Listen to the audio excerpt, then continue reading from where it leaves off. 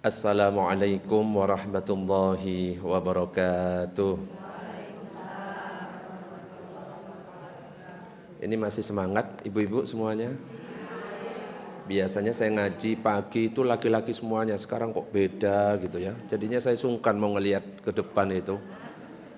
Tapi biar lebih semangat lagi, kayaknya volume masih 70%, belum 100%. Ini mungkin ya karena sudah sisa-sisa makan sahurnya sudah mau habis, nggih. Coba saya doakan yang semangat jawab salam saya, mudah-mudahan bisa berangkat haji dan umroh.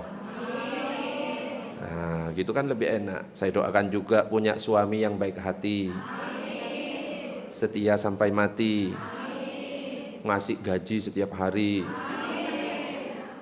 ngajak belanja juga setiap hari. Tapi kalau nggak jawab, tak doakan suaminya kawin lagi. Ya ngaji ngantuk-ngantuk gini ya repot nek serius, nggih.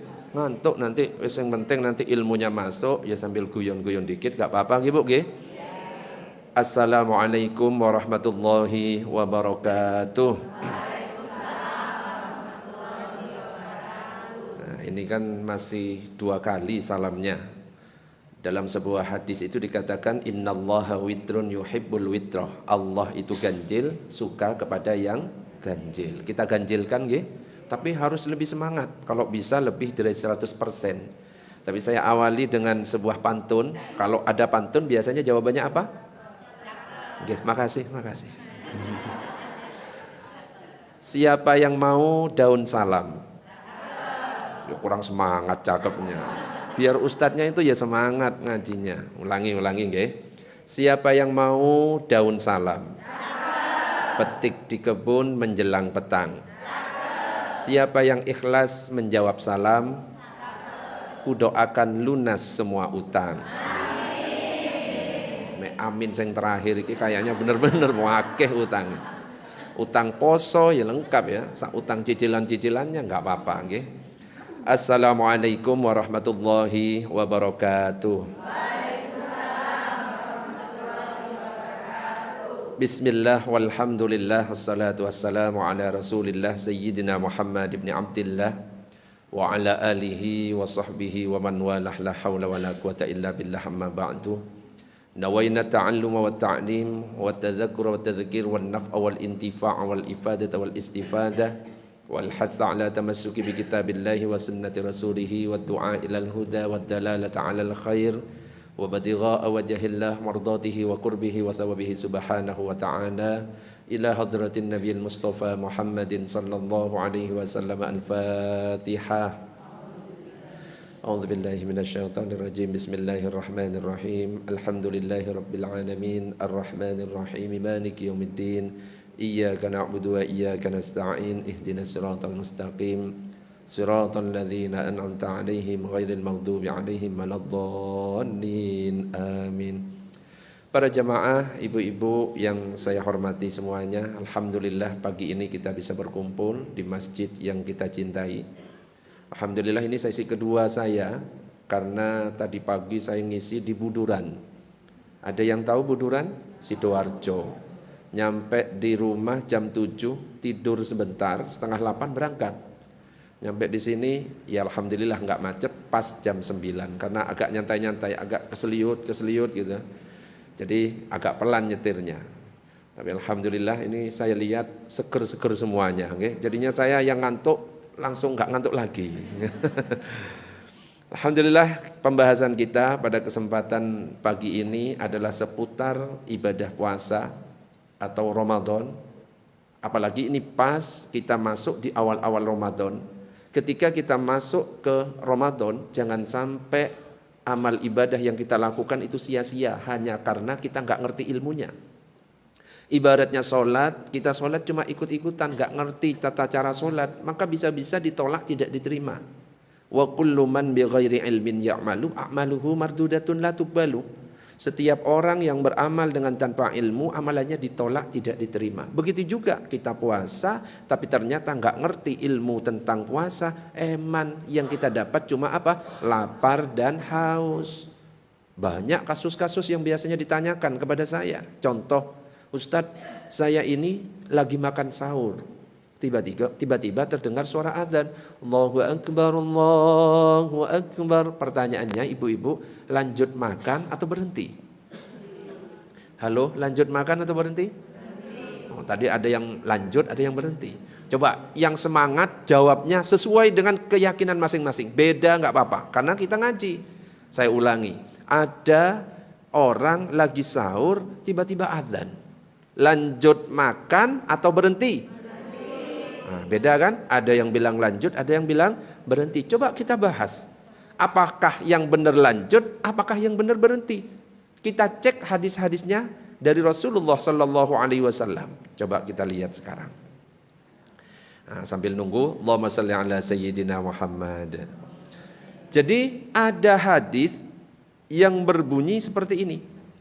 Idza sami'a ahadukumun nida, jika salah seorang di antara kalian mendengar azan, wal ina'u ala yadihi, sedangkan sendok terakhir masih ada di tangan, fala yada'hu hatta yaqdi hajatahu minhu, maka janganlah dia meletakkan sendok tersebut hingga dia menunaikan hajatnya hingga selesai. Belum, saya tanya dulu, lanjut apa berhenti? Loh, kok sudah mulai berkurang? Iki piye? Sing lanjut tambah pede, lanjut. Sing tadi jawab berhenti, gak jadi berani. Tapi jangan disimpulkan sampai di sini, okay? Jangan diupdate status ini, karena bukan ini jawabannya. Ada lanjutan keterangannya. Yang dimaksud lanjut seperti ini seperti apa? Ternyata dijelaskan oleh baginda Nabi Sallallahu Alaihi Wasallam dalam hadis yang diriwayatkan oleh Imam Bukhari, bahwa dulu di zaman Nabi ada 2 azan. Azan yang pertama, azannya Bilal, itu di malam hari.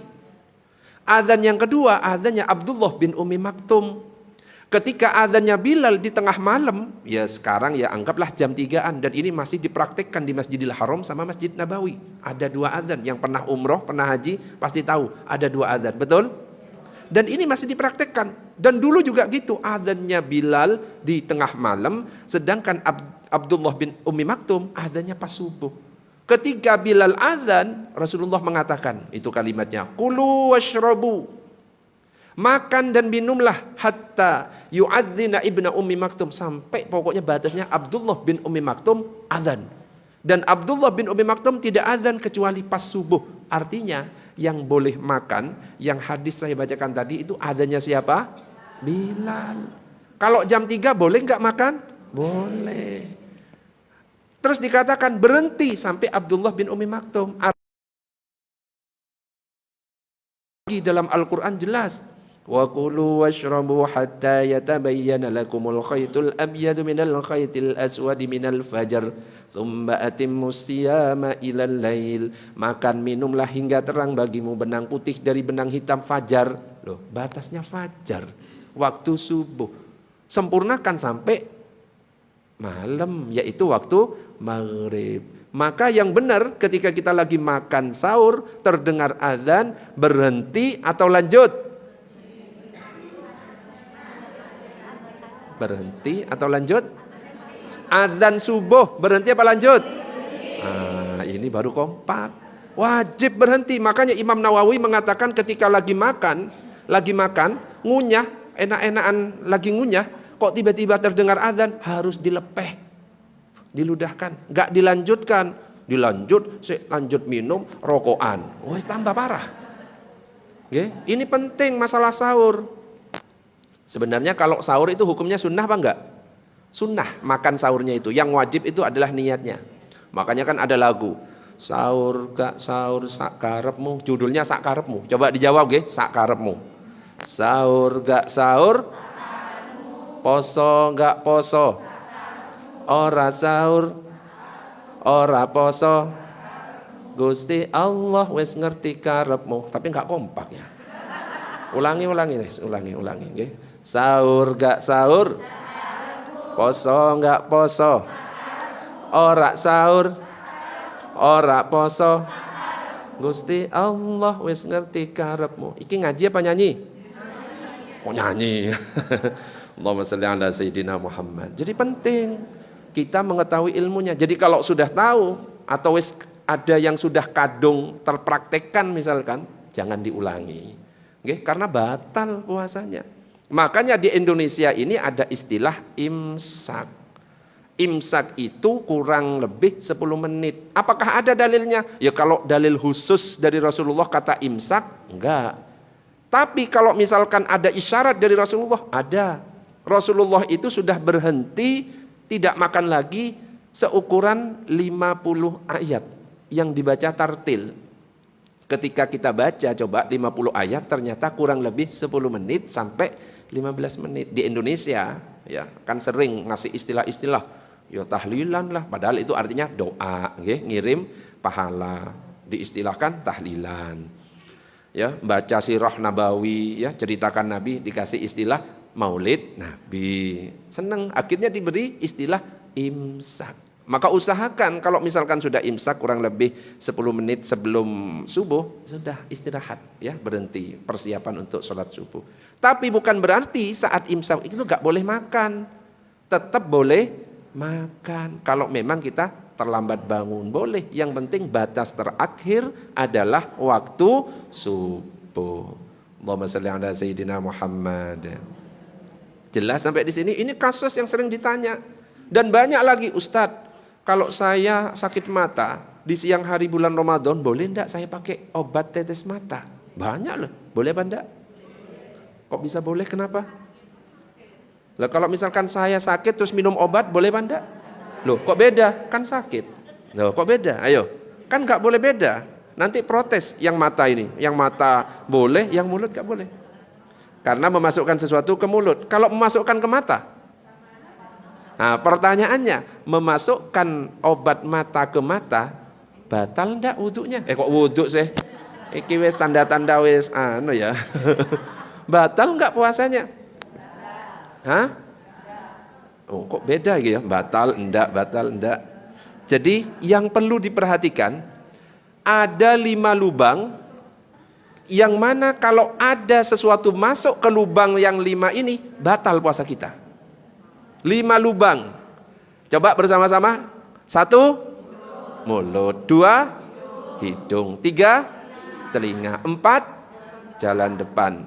5, jalan belakang. Kok hafal semuanya ya? Oh no ya. Tak kira wis pinter. Ternyata ono catatannya. 5 lubang ini kalau kemasukan sesuatu bisa batal. Pertanyaannya, mata termasuk atau tidak? Tidak, karena tidak termasuk maka tidak batal. Meskipun insto itu dihabiskan sak mata-mata ya tapi bengkak, maka tidak batal. Maka ini harus diketahui. Beda kalau mengincipi makanan. Ibu-ibu kan biasanya masak, iki wis manis apa belum? Apakah asinan apa belum? Boleh enggak ngincip? Hah? Ada yang enggak, masih belum sama ini. Ngincipi boleh apa enggak? Asal nggak ditelan. Misalkan ada satu panci diincipi sampai habis, boleh apa enggak? Loh, ini harus ekstrim contohnya. Jadi, ya, kalau kita memasukkan sesuatu ke mulut yang bisa membatalkan kalau terpenuhi 2 syarat. Masuk, telan. Apa? Masuk, telan. Tapi kalau satu tidak terpenuhi, gagal, tidak jadi batal. Nah, ya, jadi bisa kejawab. Kadang-kadang ada yang nanya, Ustadz bagaimana kalau saya siang hari sikat gigi? Batal atau enggak? Kalau makruh, iya makruh. Kenapa? Karena menghilangkan bau mulut. Bau mulut orang yang berpuasa kan ada keutamaannya. Di sisi Allah, bukan di sisi manusia. Kalau di sisi manusia enggak ada keutamaannya belas. Oke? Karena dihilangkan keutamaan itu jadinya makruh. Tapi kalau pertanyaannya batal atau tidak, kita rinci. Masuk ke mulut? Masuk. Ditelan atau tidak? Tidak. Yang batal itu kalau kita masukkan ke mulut, habis sikat gigi, odol dan sikatnya baru ditelan, itu baru batal. Jadi harus jelas yang mana yang membatalkan, yang mana tidak. Sama kayak ngincipi makanan, alat perasa makanan di mana? Lidah. Gak sampai menelan sudah terasa. Ya, perasa manis, perasa asin dan lain sebagainya. Selama tidak ditelan, harus dilepeh, diludahkan, maka tidak membatalkan puasa kita. Yang jadi pertanyaan ekstrimnya adalah 1 baskom diincipi sampai habis, boleh atau tidak? Tapi nggak ditelan loh. Rumusnya apa tadi? Masuk, ditelan, baru batal. Lah ini nggak ditelan sampai habis. Tuh, capcay habis, pindah ke bakso. Cuk, biu. Pertanyaannya, batal atau tidak? Halo? Tidak, harus berani jawabannya. Tidak, tapi kalau main-main hukumnya makruh. Makruh bukan berarti membatalkan puasa. Jadi nggak apa-apa. Ono sak baskom diincipi iseng terus saya sampai habis. Nggak apa-apa. Tapi hukumnya makruh. Nah, makanya biar nggak makruh cukup yang dibutuhkan. Oh sudah manis, sudah selesai. Allahumma shalli ala sayyidina Muhammad. Ini pakai tanya jawab atau cukup saya yang nyampaikan? Halo? Pakai tanya jawab atau saya yang nyampaikan? Pakai. Oke. Saya selesaikan sebentar dulu. Ada lagi kadang-kadang yang bertanya, Ustadz kalau menelan ludah itu boleh enggak? Halo? Belum tentu. Ada kalanya ludah bisa membatalkan, ada kalanya tidak. Makanya hati-hati. Ludah yang bisa, yang tidak membatalkan ada syaratnya 3. Ludah yang tidak membatalkan ada 3 syarat. Ya, syaratnya apa? Nah ini. 1, ludahnya ludah sendiri, okay? Iya, ibu-ibu lagi jalan kok ngelihat ludah diambil, itu batal. Lah ini benar, ada ilmunya ini. Ludahnya adalah ludah sendiri, nggak usah dibayangkan bu, okay? Lak muntah nanti. Okay? Ludahnya adalah ludah sendiri. Yang kedua, ludahnya nggak bercampur sesuatu, campur cendol, okay? Campur capcay. Jadi murni ludah. Dan yang ketiga, ludahnya masih berada di mulut, tidak sampai keluar.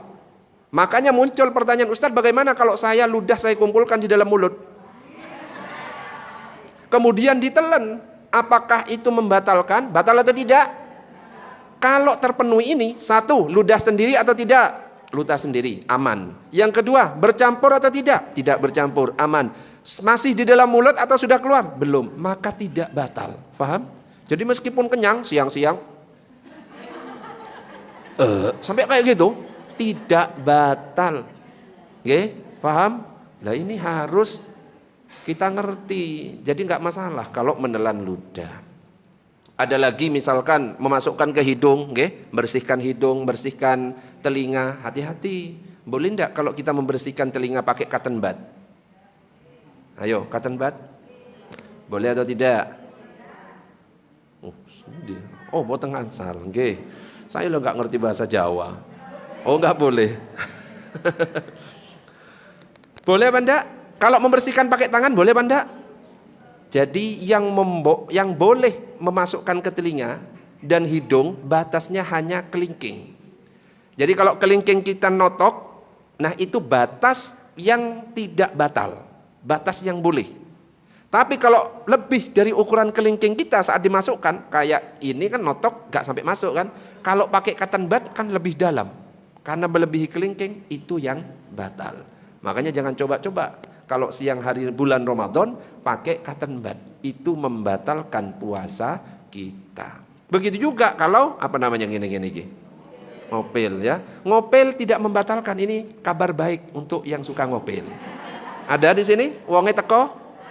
Coba, kabar baik selama kita pakai kelingking. Kalau misalkan pakai obeng, oh itu kan terlalu masuk ke dalam. Itu yang bisa membatalkan puasa kita. Allahumma shalli ala sayyidina Muhammad. Jadi 5 lubang. Mumpung saya tidak membuka, hafal atau tidak? 1, mulut. 2, hidung. 3, telinga. 4, jalan depan, jalan belakang. Allahumma shalli ala sayyidina Muhammad.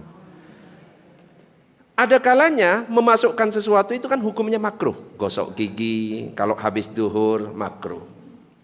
Nah sekarang ada kalanya ternyata memasukkan sesuatu ke mulut itu hukumnya sunnah. Ayo kira-kira memasukkan apa ke dalam mulut kok sunnah di bulan puasa? Ayo. Apa? Siwak. Terus? Wudu. Yaitu apa? Kumur-kumur saat wudu. Jadi bukan berarti kumur-kumur saat wudu itu jadi tidak dilakukan, tetap hukumnya sunnah. Dengan syarat jangan terlalu masuk ke dalam, sing penting dikumur, diputer, ya, diputer, nggak perlu dijilat, dicelupin. Cukup diputar aja kemudian dikeluarkan. Dan gak boleh korupsi. Kumur-kumur 3 kali harus keluar 3 kali. Kumur-kumur 3 kali keluarnya sekali. Itu namanya korupsi, bisa batal. Nah, selama 2 ini terpenuhi, maka tidak batal. Dan hukumnya tetap sunnah. Nah, gitu ya. Jadi memasukkan sesuatu ke 5 lubang itu hati-hati sesuai dengan ketentuan tadi. Allahumma sholli ala sayyidina Muhammad. Saya biasanya itu kalau pertanyaan gak nunggu sampai terakhir, biar ada interaksi. Biasanya di tengah-tengah saya tanya, sampai di sini ada pertanyaan atau tidak? Kalau ada langsung angkat tangan, boleh. Langsung saya jawab. Monggo Ibu silakan. Ada mic-nya, boleh digeser.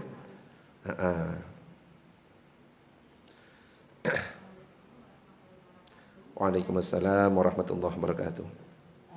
Izin Ustaz, mau bertanya. Kebetulan saya kan punya anak yang memasuki remaja. Apakah mimpi basah itu bisa membatalkan puasa tersebut? Ya. Ya. Apakah mimpi basah di siang hari mungkin lagi tidur, kok mimpi, apakah bisa membatalkan puasa? Oke, sebelum saya jawab, ini perlu diketahui. Ibu-ibu kan ada anak laki-laki, ada anak perempuan. Harus ngerti namanya orang tua. Harus ngerti apakah anak kita itu sudah balik atau tidak. Kalau laki-laki tandanya dengan mimpi basah. Kalau perempuan dengan tanda haid, menstruasi. Dan harus ngerti kapan itu dikatakan haid atau tidak. Ini kan ibu-ibu semuanya. Kalau misalkan Bu, sebelum saya jawab, ada anak usia 7 tahun, keluar darah. Itu haid atau tidak? Halo, ayo jangan ragu, ini ibu-ibu harus yakin. Bisa jadi, bisa jadi. Terus? Bukan. Nah, kok beda ini ya? Yang perlu kita ketahui, ternyata haid itu batas minimal 9 tahun. Kalau tidak sampai 9 tahun, usia kurang dari 9 tahun itu bukan darah haid, tapi itu darah penyakit atau darah istihadah.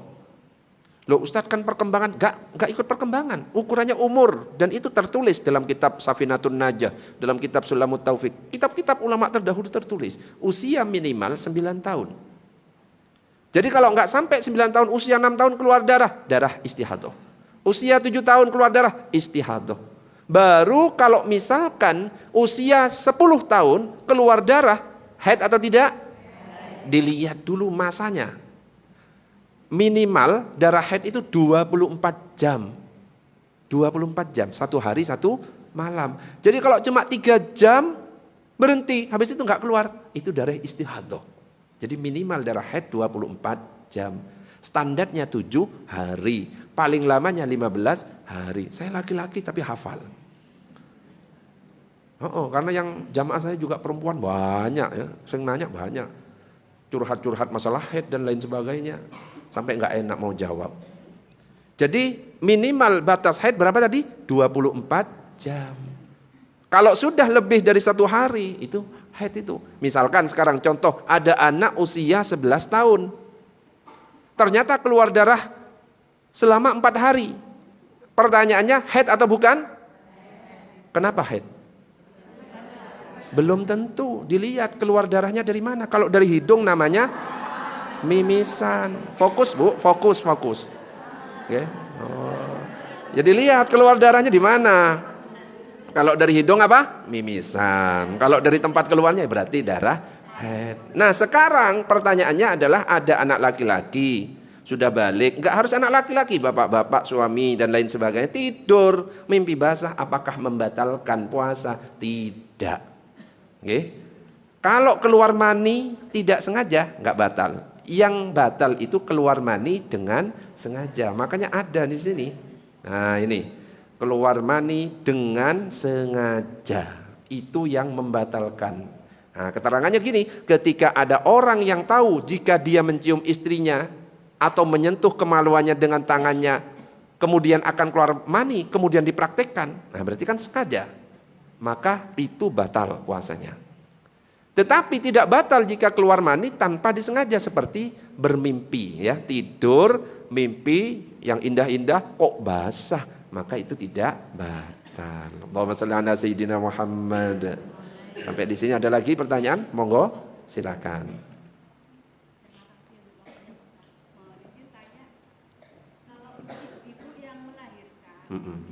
Apakah wajib puasa atau bisa diqadha atau dengan Ya. Ya. Ada beberapa orang yang boleh tidak berpuasa. Oke. Di antaranya adalah ibu-ibu yang hamil dan menyusui. Sebenarnya kata-kata yang baku itu ibu, umi, emak, atau apa? Ibu biasanya. Kenapa? Karena sesuai dengan singkatan ASI, air susu ibu. Coba pakai umi, air susu umi A. Enggak usah dibaca. Emak misalkan, air susu emak A. Jadi yang paling pas itu memang. Nah, di antara, nah ini ternyata sudah ada bahasanya. Hamil. Jadi orang hamil, orang menyusui boleh tidak berpuasa. Tetapi harus dirinci. Kalau dia tidak berpuasa karena khawatir keadaan dirinya, khawatir keadaan dirinya, tidak khawatir keadaan bayinya, khawatir dirinya, berarti kondisinya memang lemah. Maka dia boleh tidak berpuasa, tapi wajib qadha saja. Gak perlu bayar fidyah, wajib qadha. Tapi kalau misalkan dia khawatir karena bayinya, saya sehat sebenarnya, cuma saya khawatir bayi saya kalau misalkan saya berpuasa, boleh dia tidak berpuasa, tapi wajib qadha plus fidyah. Ada pada praktiknya di kita, kalangan kita, hamil cuma bayar fidyah. Gak ada pendapat dari 4 mazhab yang mengatakan seperti itu. Hati-hati itu, utangnya berapa itu. Makanya diingatkan suami-suami itu jangan cuma senang buat anak, okay? Kasihan ibu-ibunya itu ya, ketika hamil menyusui kan harus gak puasa, kodoknya banyak. Dalilnya juga ada itu, ya, bahwa nah ini wajib mengkodok saja jika dia khawatir akan dirinya sendiri. Wajib mengkodok saja jika dia khawatir akan dirinya dan juga anaknya. Jadi ada kata dirinya. Wajib mengkodok dan membayar fidyah jika khawatir kepada bayinya saja. Yang benar seperti itu. Tapi pada praktiknya seenaknya, nggak puasa, hamil, menyusui, cuma bayar fidyah. Ya tinggal dihitung saja nanti utangnya berapa. Fidyah itu 1 mud. 1 mud itu tangan, 2 tangan digabung. Dulu kan nggak ada ukuran kilogram, ons, nggak ada kan? 2 tangan yang normal digabung, dimasukkan ke beras. Kalau sekarang 6,75 ons. Dibulatkan jadi 7 ons. Gampangnya 1 kilogram. Wajib dengan beras, bukan dengan makanan yang matang. Nah, dan tidak boleh dengan uang fidyah. 3 mazhab, mazhab Syafi'i, mazhab Maliki, mazhab Hambali mengatakan wajib makanan pokok. Yang membolehkan cuma mazhab Hanafi. Nah, kita ini mazhab apa? Syafi'i, berarti diikuti saja beras. Dan ini aturannya. Jadi anak kecil gak puasa, gak apa-apa, gak perlu qadha kalau belum balik. Orang gila juga gak apa-apa, gak puasa. Makanya kita itu harus husnudzon. Kok di warung kopi ya ada kaki berbaris, ya kita husnudzon. Oh mungkin dia orang gila, jadi gak wajib puasa. Ya, jangan keburu suudzon terus gak poso. Islam apa bukan sih, jangan. Oh iki mungkin gila iki. Gak apa-apa. Gitu. Allahumma shalli ala sayyidina Muhammad. Ada lagi tadi pertanyaan? Monggo.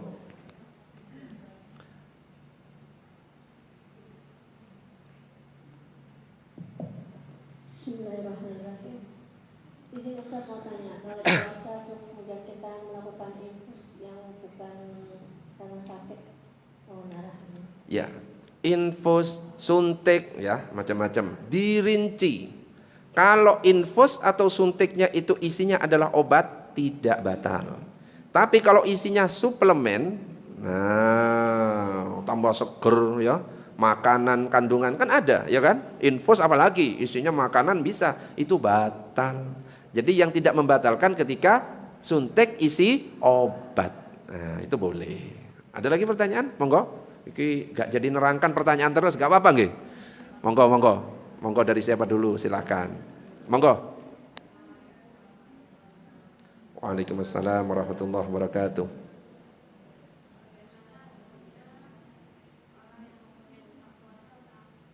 Lewat Ramadan berikutnya. Ya. Ada orang punya utang puasa sampai lewat Ramadan berikutnya tidak bayar. Maka bukan ada pemutihan loh ya. Enak ada pemutihan. Wis pemutihan wis tahun berikutnya. Enggak. Qadoknya tetap jadi utang itu. Kenapa? Fadainullahi ahaqqu ayyuqda. Kalau utang kepada Allah wajib diqadok. Termasuk sholat, termasuk juga puasa. Tapi ketika sampai misalkan ke Ramadan berikutnya belum ngodok, kena denda. Ustadz saya 5 hari belum ngodok. Ini sudah masuk Ramadan berikutnya. Berarti 5 hari itu tetap utang wajib dikodok dan ada dendanya. Yaitu kodok plus fidyah. Kalau 5 hari berarti 5 fidyah. Jadi tinggal dikalikan 5 kali 6,75 ons. Gampangnya 5 kali 1 kilo, 5 kilo kasih ke fakir miskin. Selesai. Gitu, okay. Ada lagi pertanyaan, monggo? Itu yang belakang antri, okay. Monggo silakan. Mimpi basah.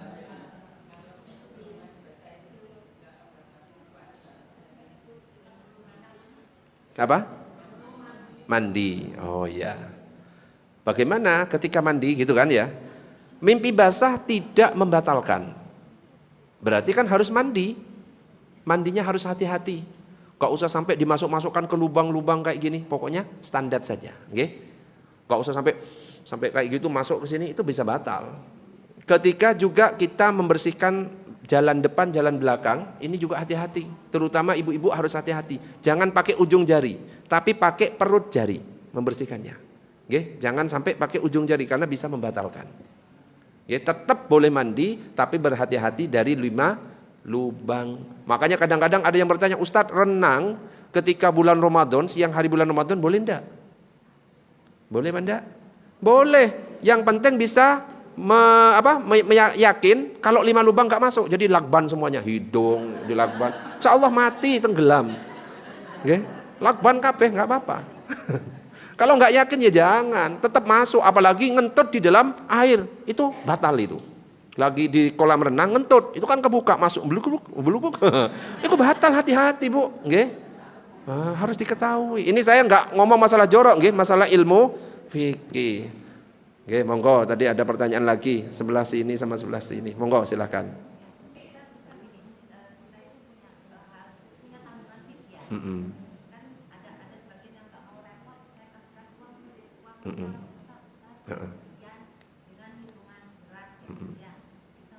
Ya. Gimana itu? Ditusuk-tusuk.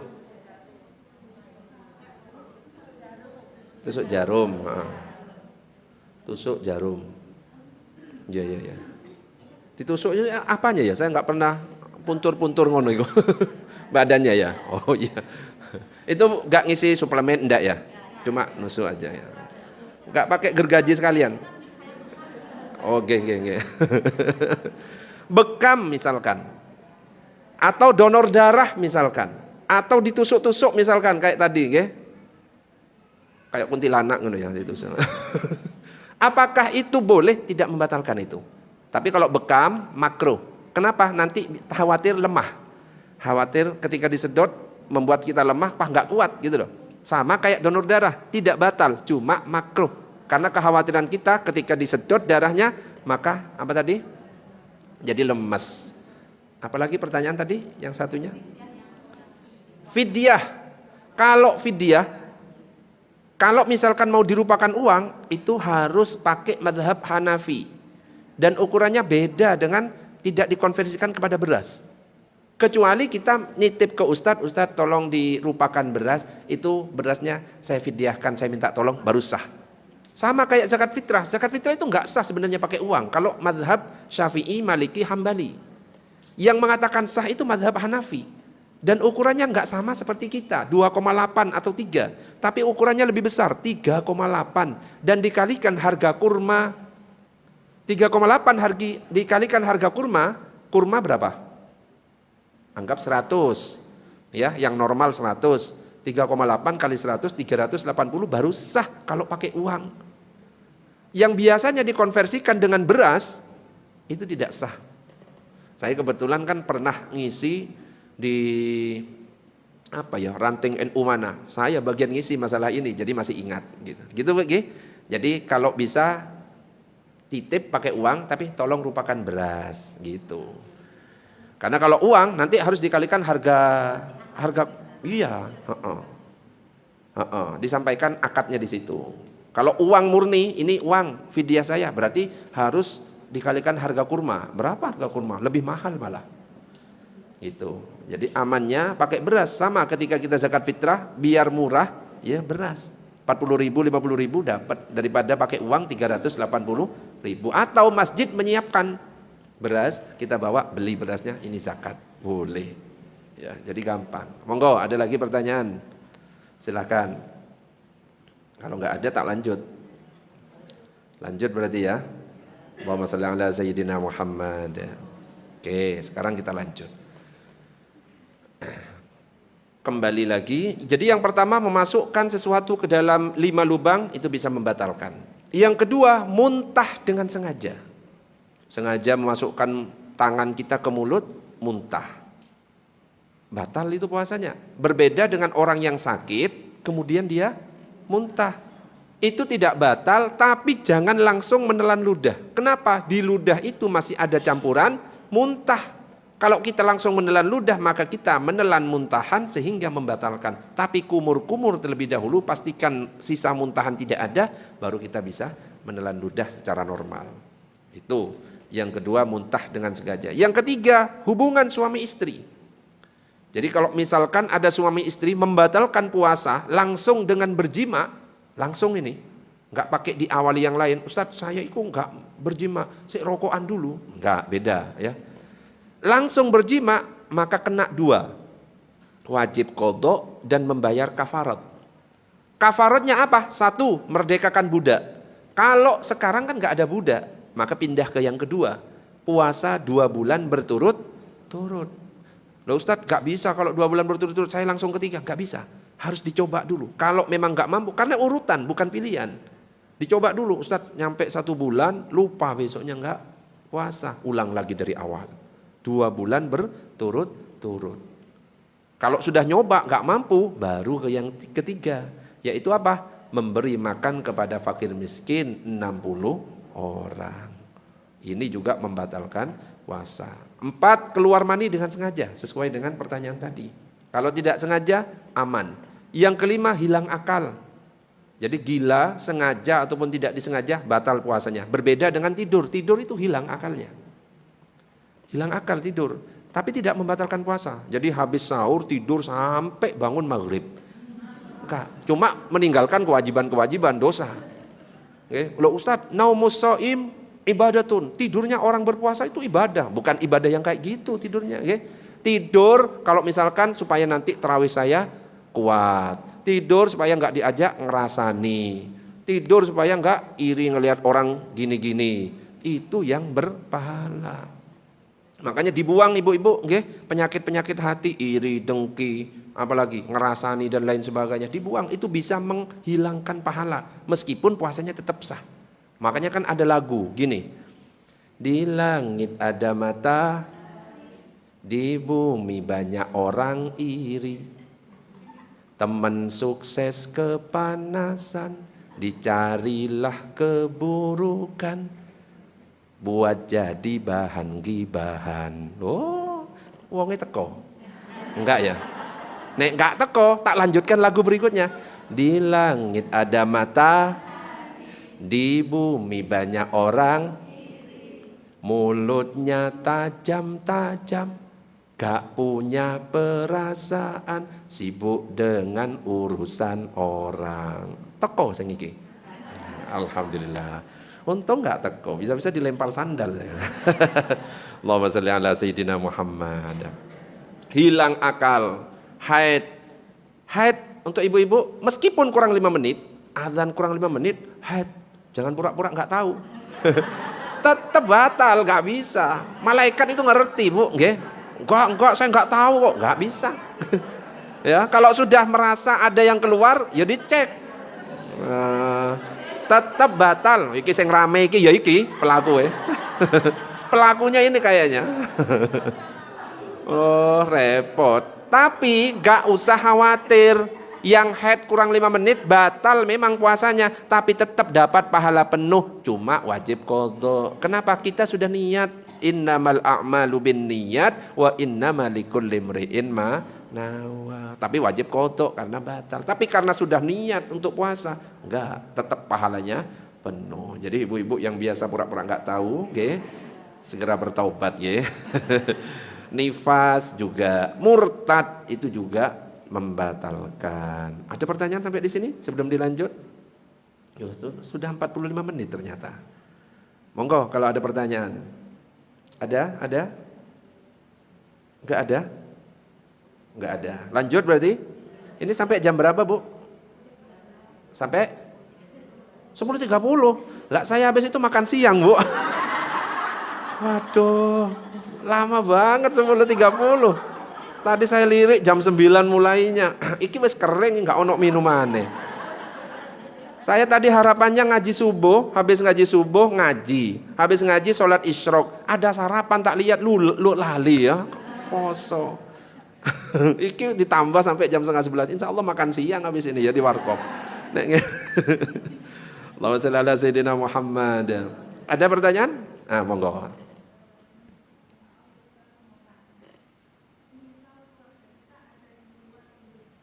Di luar Indonesia.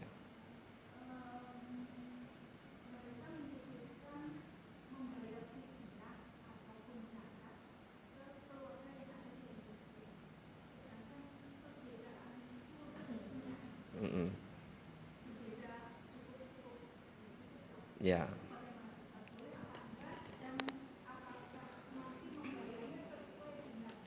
Harga di sana gitu ya. Ya. Saya sekarang tinggal di Sidoarjo. Membayar zakat atau fidyah di Madura itu tidak boleh, cuma pindah daerah loh ya. Makanya jangan titip zakat fitrah bayarkan di kampung, nggak bisa. Kita di mana tinggal, di mana kita cari nafkah, di situ kita membantu fakir miskin. Apalagi negara yang beda suruh bayar di fakir miskin yang di sana. Itu tidak sah itu. Oke? Apa? Negaranya makmur, kaya semuanya. Kaya semuanya. Nah, baru kalau misalkan di daerah sini, di Surabaya sudah terpastikan fakir miskin yang nggak ada, boleh pindah. Nah, kalau di Australia sudah makmur, baru geser negara sebelah. Jadi yang terdekat dulu. Bahkan kalau kita sedekah yang dianjurkan ke siapa? Yang terdekat dulu. Keluarga. Ada adik kita kelaparan, sok-sok nyumbang masjid, adik kita dulu dibantu, baru ke area luar. Termasuk ketika zakat fitrah, termasuk fidyah, itu area kita. Di kampung kita ada enggak? Kasih. Jangan langsung dikirim ke area Ampel, enggak bisa, enggak sah. Di sini penuhi, kalau di sini sudah semuanya, baru geser boleh, memindah zakat dan memindah fidyah. Gitu. Oke, monggo silakan.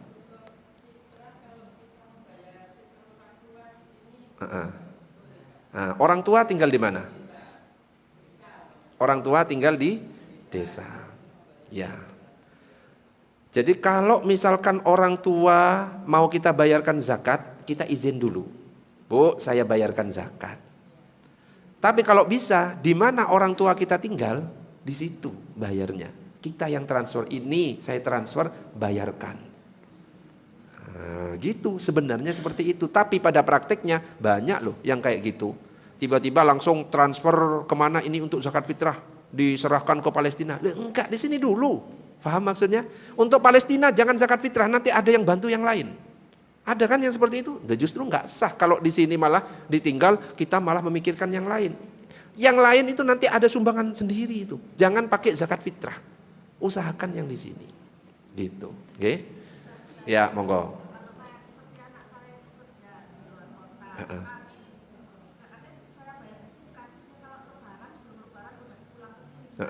Nah itu juga tidak sah, tidak boleh. Dia bekerja di sana, bayarnya di sana. Ya, ibu bayar di sini karena tinggalnya di sini. Harusnya seperti itu. Karena dia mencari nafkahnya di sana, maka yang harus dimakmurkan fakir miskin yang di sana. Ya, bukan di kampung, nggak bisa. Tapi pada prakteknya seperti itu kan, titip ya. Nah itu yang nggak benar. Kita jangan membiasakan yang tidak benar, ya. Jangan membenarkan kebiasaan, gitu ya. Jangan membenarkan kebiasaan, tapi biasakan yang benar seperti apa. Nah gitu, monggo.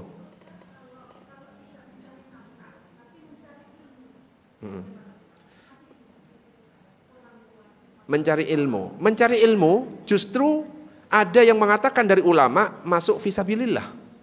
Kalau memang benar-benar mencari ilmu lah ya, dan dia nggak ada yang susah untuk di sana, tempatnya di sana, malah dikasih, itu boleh. Memang ada kata fisabilillah, ada yang mengatakan dalam kitab tafsir Jalalain, dalam kitab Fathul Mu'in dikatakan fisabilillah itu adalah orang yang berperang di jalan Allah tanpa dibayar.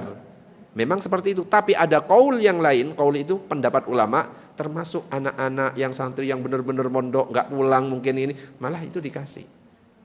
Kalau dia nggak mampu, ya dibantu bayarkan oleh orang tuanya aja. Nggak apa-apa ya, karena memang dia nggak bawa uang di sana, silahkan. Tidak mencari nafkah di sana, silahkan dibayarkan di tempatnya, ini untuk anak saya. Tapi kalau sudah balik jangan lupa ngomong izin, tak bayarkan di sini sudah. Nah ini yang kadang-kadang lupa, nggak pakai izin langsung dizakati, nggak sah. Kalau untuk balik loh ya, kalau anak kecil nggak langsung diniatkan, tak bayarkan di sini, gitu. Monggo.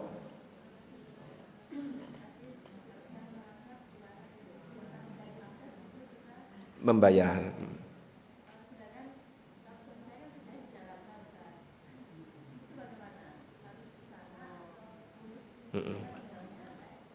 Ya. Untuk istri itu ditanggung oleh suami. Istri nggak usah bayar zakat fitrah sendiri, tapi yang menanggung nafkahnya itu yang wajib suami. Suami bekerja di sana, usahakan zakat fitrahnya di sana. Ya, istri di sini, ya sudah keluarkan. Kan tinggal transfer gampang kan? Untuk zakat fitrah transfer 1M, enak kan ya? Di sana lah cuma beras 50.000, gampang. Mau zakat lagi di sini, bagus. Yang penting di sana tetap, di mana dia mencari nafkah. Jadi sekali lagi, jangan membenarkan kebiasaan, tapi biasakan yang benar. Loh, wes gini dari dulu. Ya kalau salah masa dipertahankan. Korban, kulit dijual. Dari dulu sudah seperti itu. Ya kalau nggak sah, ya nggak sah korbannya. Gitu ya. Harus disampaikan seperti itu. Ada lagi pertanyaan? Monggo. Dari puasa nyampe ke zakat fitrah. Habis itu nyampe mana lagi ini ya? Nggak apa-apa. Ya nggak apa-apa lah. Mudah-mudahan yang hadir di sini diberikan kesehatan semuanya, nggih. Kita manfaatkan kesempatan Ramadan yang Allah berikan, karena kita belum tentu loh nyampe Ramadan berikutnya. Jadi keutamaan di bulan Ramadan, kalau kita itu melakukan ibadah sunnah, pahalanya sebanding dengan pahala wajib yang di luar Ramadan. Kalau kita melakukan ibadah wajib di Ramadan, pahalanya 70 kali wajib di luar Ramadan. Ya, makanya jangan ditinggal itu. Salat-salat sunnah qobliyah itu pahalanya seperti salat wajib itu. Termasuk banyak yang salah. Kadang-kadang ada ketika habis salat Isya cuma duduk langsung tarawih. Banyak yang meninggalkan salat ba'diyah Isya. Jangan ditinggal. Ba'diyah Isya yang 2 rakaat itu lebih afdol dari salat tarawih yang 20 rakaat. Kok bisa ba'diyah plus qobliyah itu bisa menyempurnakan sholat wajib? Ada yang nggak husuk dan lain sebagainya, dilengkapi itu oleh ba'diyah qobliyah. Tapi sholat tarawih nggak bisa. Jadi di hadis itu cuma qobliyah ba'diyah yang bisa melengkapi kekurangan dari sholat isya. Sholat tarawih nggak bisa. Makanya 2 rakaat ditinggal, langsung milih yang tarawih. Kalau bisa ba'diyah isya dilakukan, tarawihnya juga dilakukan. Wes gak usah dimasalahkan, mau tarawih yang 20 plus 3 oke. Mau yang 8 plus 3 oke. Kalau saya sesuai yang ngundang. Pernah saya diundang di daerah Wage. Ada yang pernah ke Wage? Kebetulan sholatnya 20 plus 3. Ustadz mohon 20 plus 3, siap. Kalau 20 plus 3 saya sesuaikan, saya sambung bacaannya. Bismillahirrahmanirrahim. Alhamdulillahi rabbil alamin arrahmanir rahim maliki yaumiddin iyyaka na'budu wa iyyaka nasta'in Ihdinas siratal mustaqim siratal ladzina an'amta 'alaihim ghairil maghdubi 'alaihim waladdallin. Amin. Cepat kan? Tapi ternyata ketika selesai, Assalamualaikum warahmatullahi, Assalamualaikum warahmatullahi, dari belakang saya ada yang nepuk kakek-kakek. Waduh, iki diprotes kecepetan iki. Njebah ada apa? Mohon maaf Ustaz, kurang banter. Oh, kakek-kakek saya kurang banter. Akhirnya di rakaat berikutnya saya enggak sufu vakum lagi. Soft diluruskan enggak. Akhirnya silakan siapkan SIM STNK, helmnya, sabuk pengaman, okay? Biar kita tidak ditilang polisi. Ngebut langsung saya.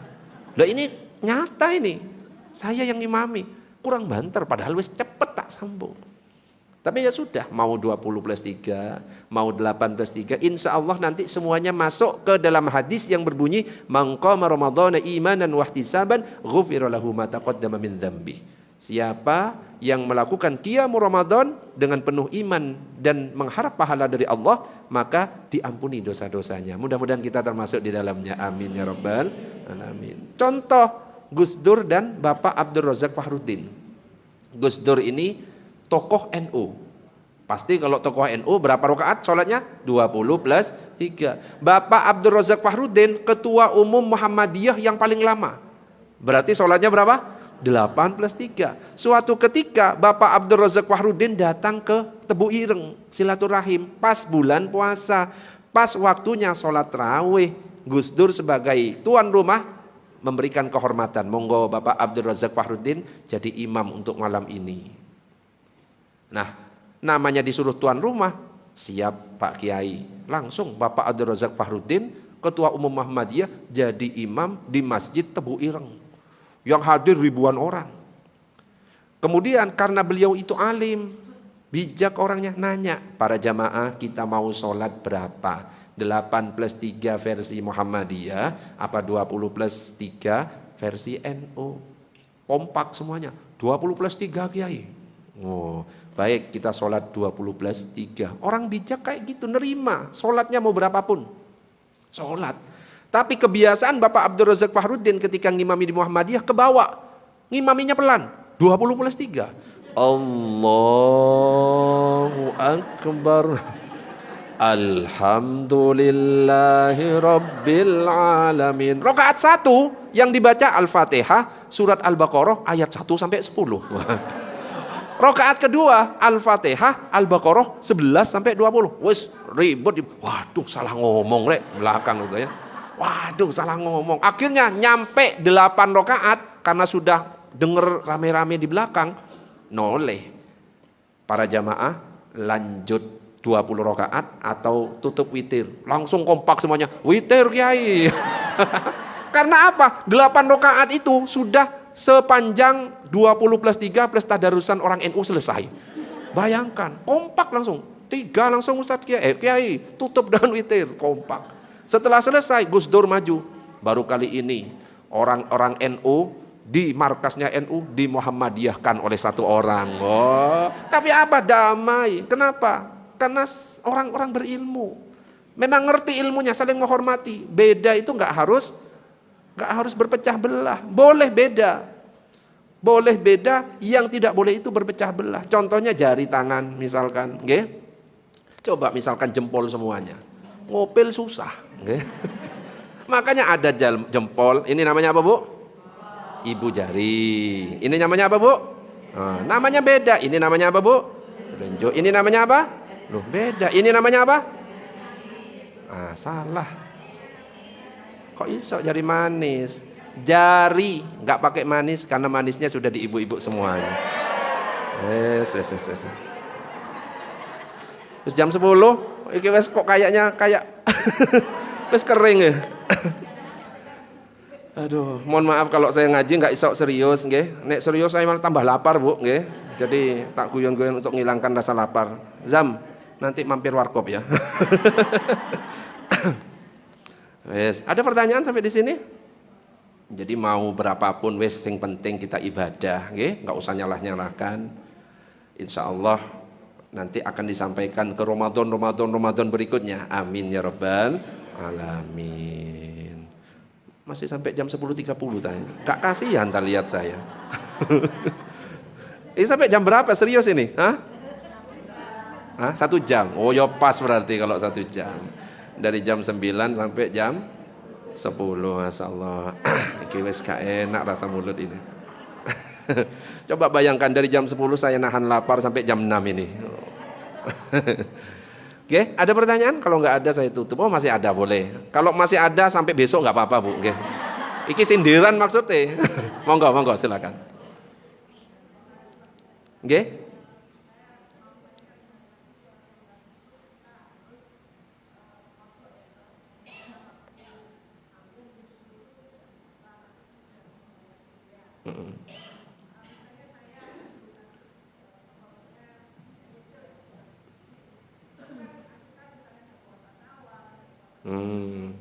Dibarengkan ya.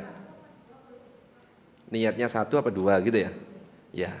Kalau kita punya cicilan qadha, boleh sekalian dibarengkan. Senin, Kamis, puasa Syawal, puasa Arafah, Muharram, tapi niatnya cuma 1. Kalau wajib gak boleh digabung dengan sunnah. Cukup diniatkan yang wajib saja. Saya qadha lakukan Senin, dapat qadha Senin juga dapat. Makanya yang punya utang di bulan Ramadan ini sekalian pula puasa Syawal, niatnya itu langsung qadha. Lakukan di bulan Syawal itu otomatis dapat pahala qadha terbayar, Syawalnya dapat. Tapi kalau ditanya paling afdol ya qadha sendiri, Syawal sendiri. Jadi boleh. Tapi kalau wajib digabung dengan sunnah cukup niatnya wajib saja. Tapi kalau sunnah dengan sunnah boleh dua-duanya. Saya puasa Arafah sekaligus Senin. Nah, boleh karena sama-sama sunnah. Ada lagi? Ada yang masih tega maksudnya? Ada lagi? Sudah? Alhamdulillah. Sudah, maksudnya sudah lapar ya. Mudah-mudahan diberikan kekuatan semuanya. Amin ya rabbal alamin. Tak doakan mudah-mudahan yang di sini semuanya sehat walafiat. Amin ya rabbal alamin. Ya nanti kalau misalkan ada waktu ngisi lagi kita lanjut, nggih. Enggak apa-apa kalau enggak lagi puasa sampai 3 jam saya layani, Bu, nggih. Nek puasa yo kasihan lah gitu ya. Kita tutup dengan doa kafaratul majlis. Subhanakallahumma wa bihamdika asyhadu an la ilaha illa anta astaghfiruka wa atubu ilaik. Assalamualaikum warahmatullahi wabarakatuh.